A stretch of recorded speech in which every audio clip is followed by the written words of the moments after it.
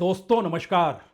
संविधान सभा ने यह कल्पना की नहीं होगी कि 2026 में संसद जिस तरीके से खड़ी नजर आएगी, उस संसद को उन्होंने ही बनाया है।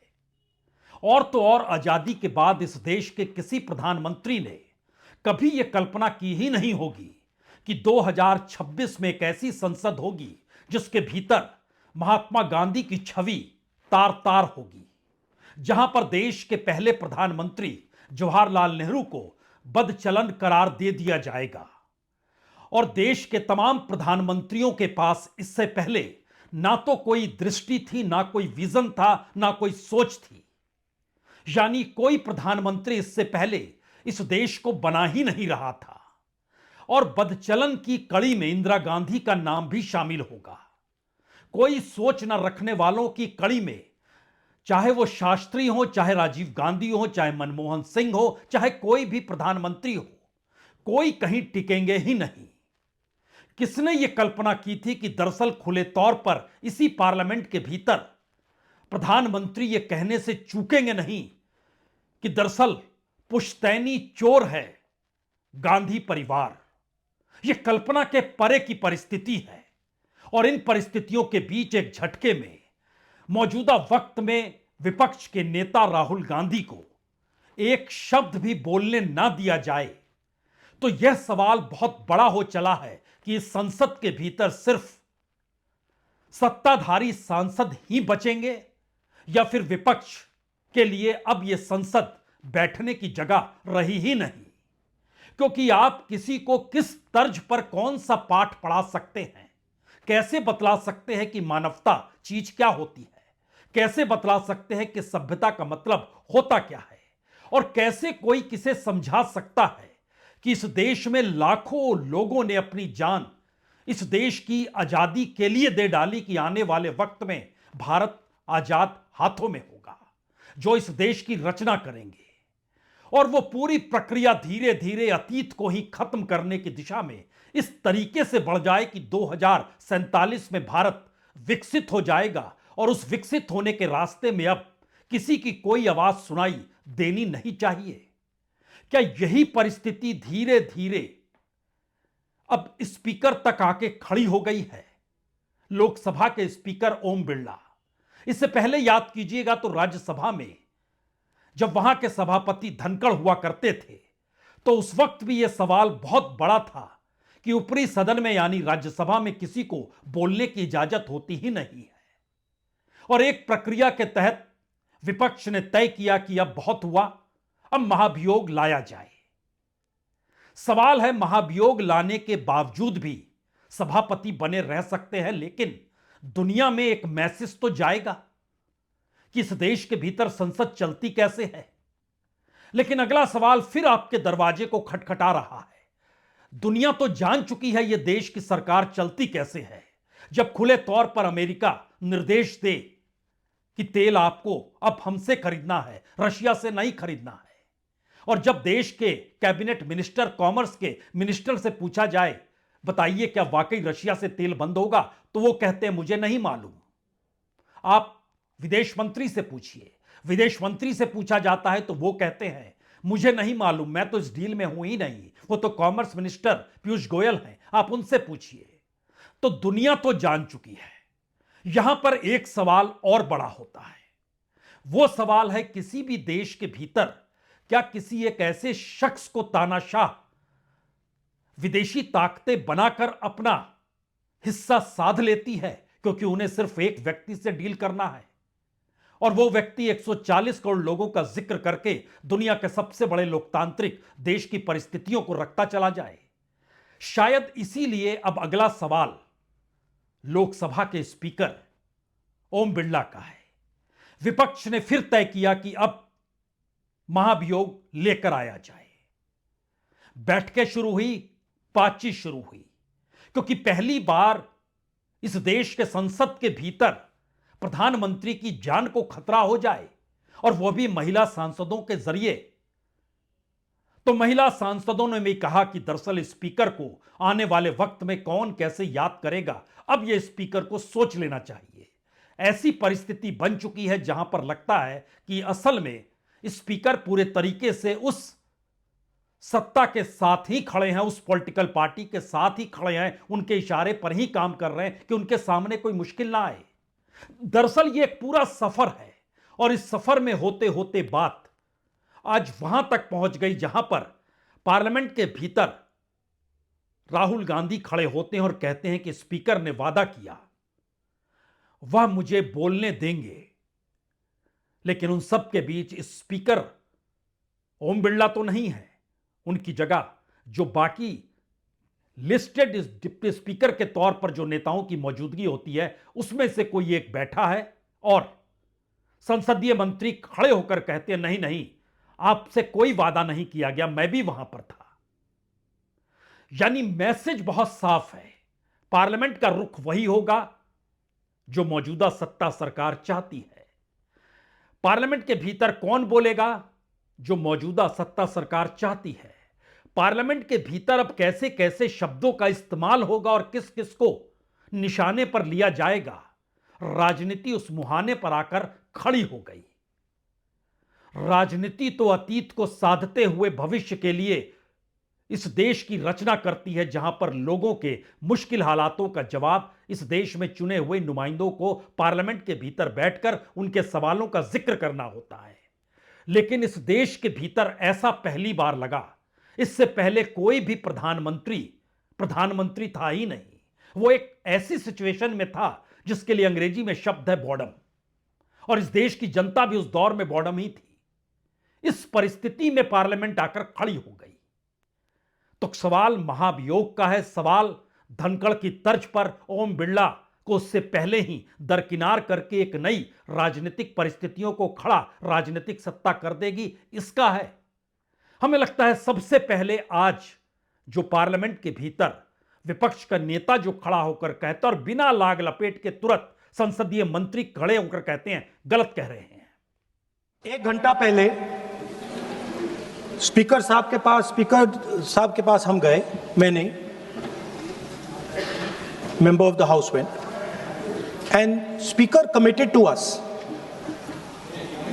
Personally committed to us, that I will be allowed to speak here and raise some points before the budget discussion.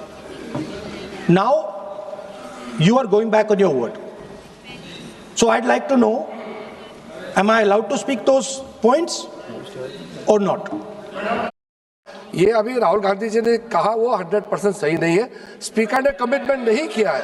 Speaker ने ये कहा कि अगर बातचीत बनता है तो आपको बोलने के लिए देंगे और बाकी दल के नेता को भी देंगे।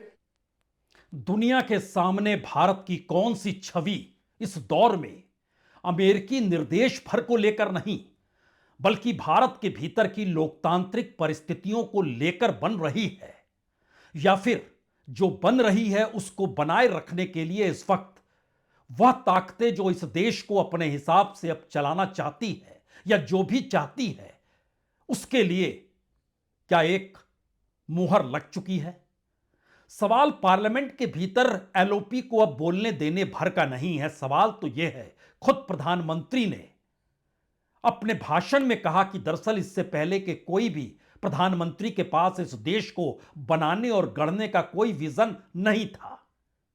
उसी भाषण के बीच में बात आते आते कहां तक चली गई, और इसी पार्लियामेंट के भीतर जब खुले तौर पर इस बात का जिक्र होने लगा कि महात्मा गांधी ने क्या किया, जवाहरलाल नेहरू के किनसे संबंध थे, एनी बेसेंट मीराबेन की क्या स्थिति थी, इंदिरा गांधी किस रूप में थी, यानी इस देश के भीतर की वो तमाम अतीत की जो भी गौरव गाथाएं हो या ना हो, लेकिन मौजूदा वक्त की गौरव गाथा इस दौर में सिर्फ और सिर्फ अगर ये बताने पर आकर खड़ी हो गई है कि हम हैं तो संसद है, हम हैं तो ये देश है, तो उस भाषा का आप क्या कीजिएगा जहां पर अब खुले तौर पर उसी पार्लियामेंट के भीतर विपक्ष को निशाना बनाते बनाते गांधी परिवार से होते हुए बात अब अतीत के उन नेताओं तक चली गई जिनको बदचलन भी कहा गया, जिनको भारत की राजनीति में धब्बा भी बता दिया गया,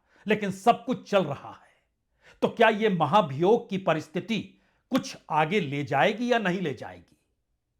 जो भी होगा, लेकिन उससे पहले हमें लगता है एक छोटा सा हिस्सा आज आपको एक बार फिर सुनना चाहिए। यह प्रधानमंत्री मोदी के शब्द हैं जो सीधे तौर पर किसे निशाना बना रहे हैं और सीधे तौर पर जिन बातों का जिक्र जिस अंदाज में कर रहे हैं, वो शायद एक सवाल हर जहन में पैदा भी करेगा कि आखिर इस देश का प्रधानमंत्री भी एक सांसद होता है। तमाम संसद के भीतर बैठे लोग सांसद ही होते हैं। तमाम सांसद सत्ताधारी के चुनते हैं कि उनका नेता कौन होगा, और जो नेता होगा वो क्या कह रहा है। चोरी करना जिनका पुश्तैनी धंधा है, जिन्होंने एक गुजराती की सरनेम भी चुरा ली,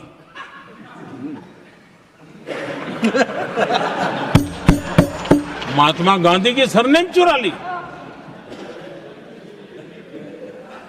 ये लोग।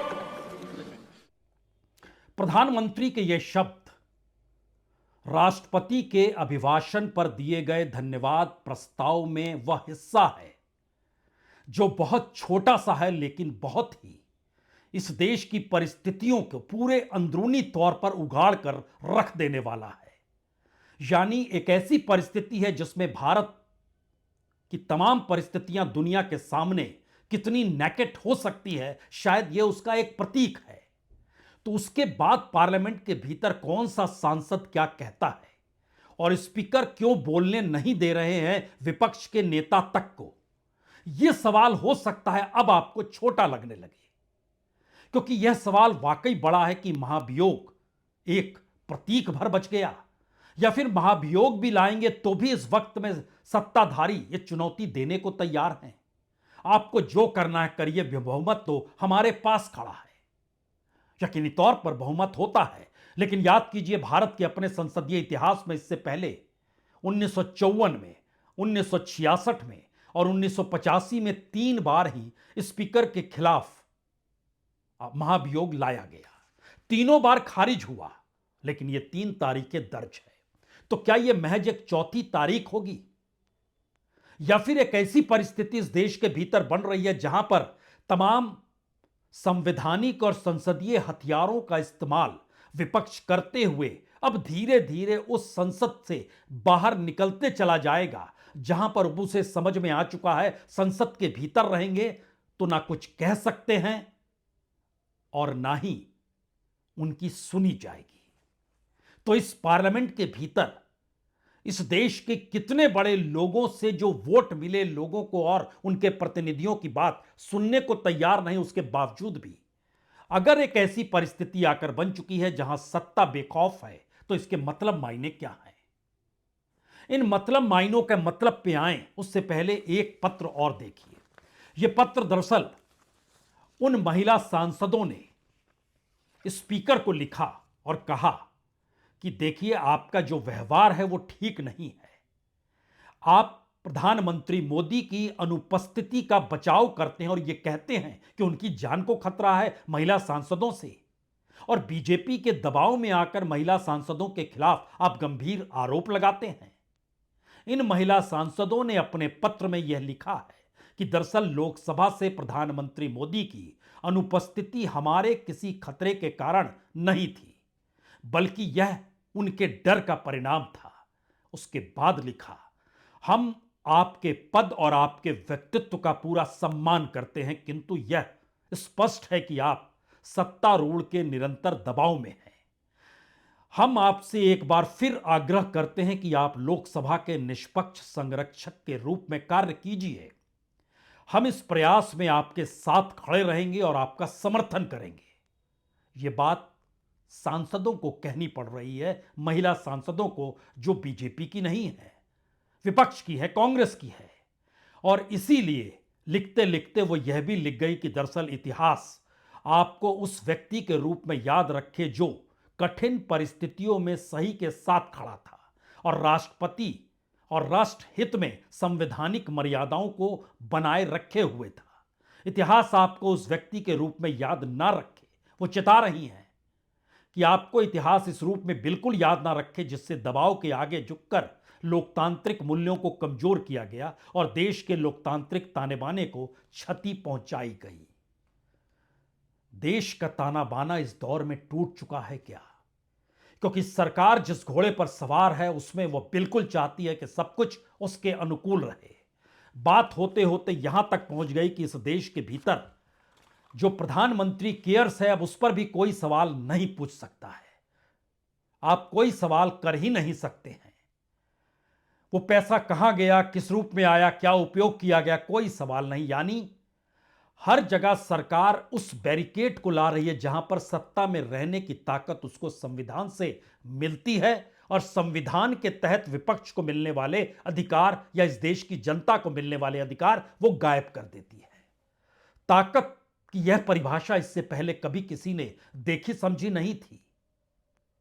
तो एक क्षण के लिए महिलाओं द्वारा लिखा गया पत्र और उस पत्र के साथ कांग्रेस के जनरल सेक्रेटरी का कहना, हां कुछ तो करना होगा, और बीजेपी के सांसद का मुस्कुराते हुए कहना, कुछ भी कर लीजिए, कुछ नहीं होगा।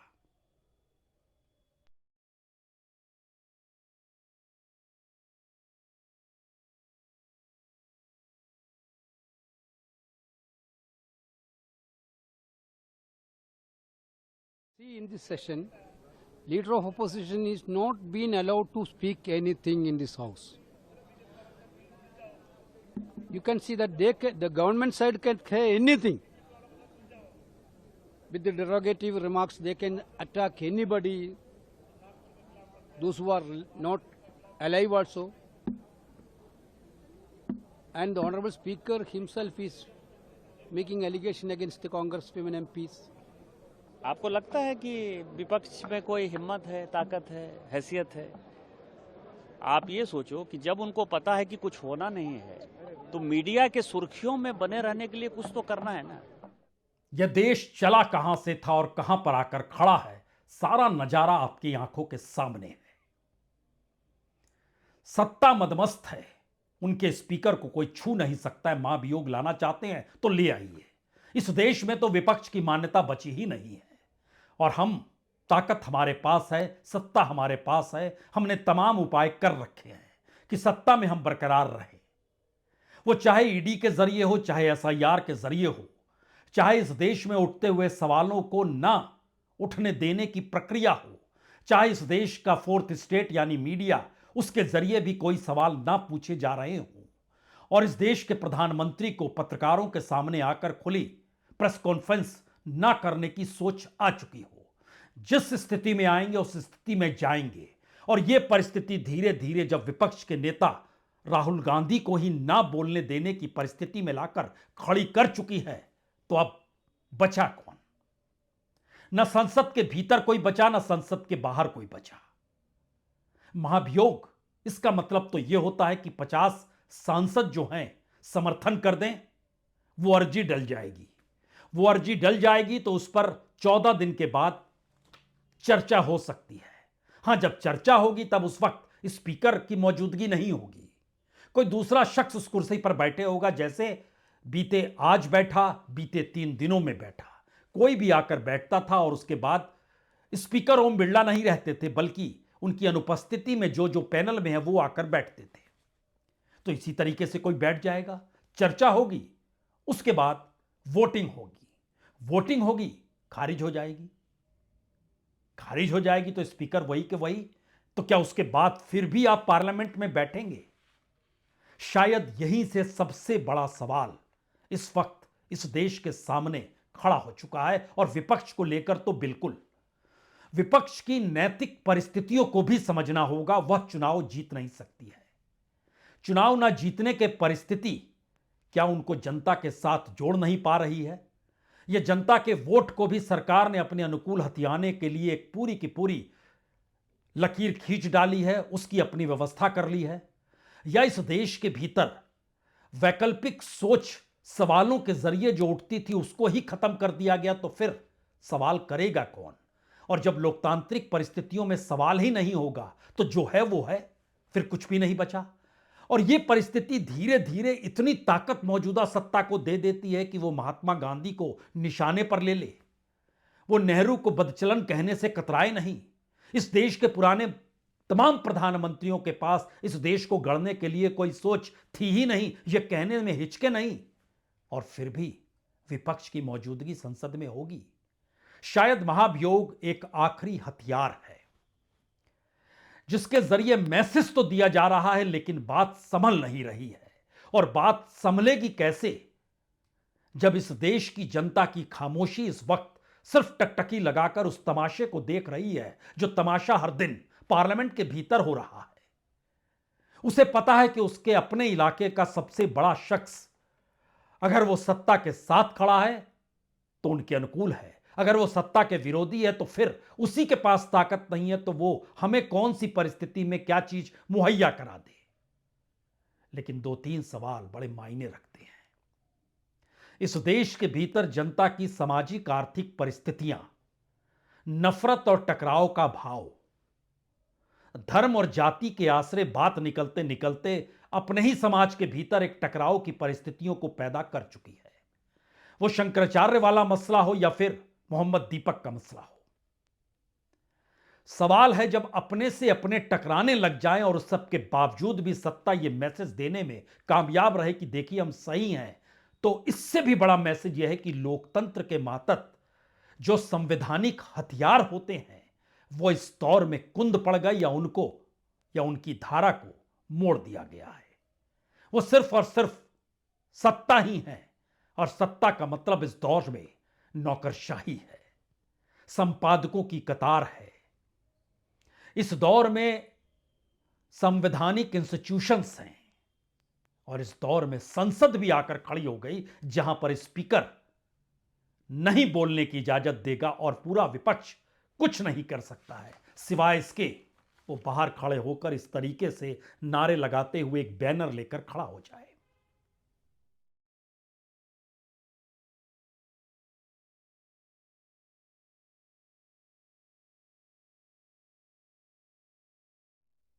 सिर्फ एक आखिरी सवाल, क्या वाकई इस देश के भीतर एक भी शख्स ऐसा बचा नहीं है जिसकी आंखों में नमक हो, जिसके पास नैतिक बल हो, जो अपने तर्ज पर खड़ा होकर बतलाए इस देश में आजादी का मतलब, संसद के होने का मतलब, नेहरू से लेकर मौजूदा वक्त के प्रधानमंत्री नरेंद्र मोदी तक की परिस्थितियों में भारत की मौजूदगी दुनिया के भीतर कैसे चलती रही? या फिर यह दौर एक ऐसा है जिसमें जब संसद ही नहीं तो फिर कौन कहां पर खड़ा होगा यह खुद तय कर ले? इतना घना अंधेरा क्या वाकई अब हो चुका है, या फिर रोशनी की तलाश में तमाम संसदीय अधिकार अच्छा है पहली बार कुंद पड़ गए हैं और संवैधानिक परिभाषाएं मंद पड़ गई है? इनके भीतर से क्या निकलेगा, यह कम से कम आज का संदेश तो ना उम्मीद जगा पाता है, ना सपने दिखा पाता है। बहुत बहुत शुक्रिया, बहुत बहुत शुक्रिया।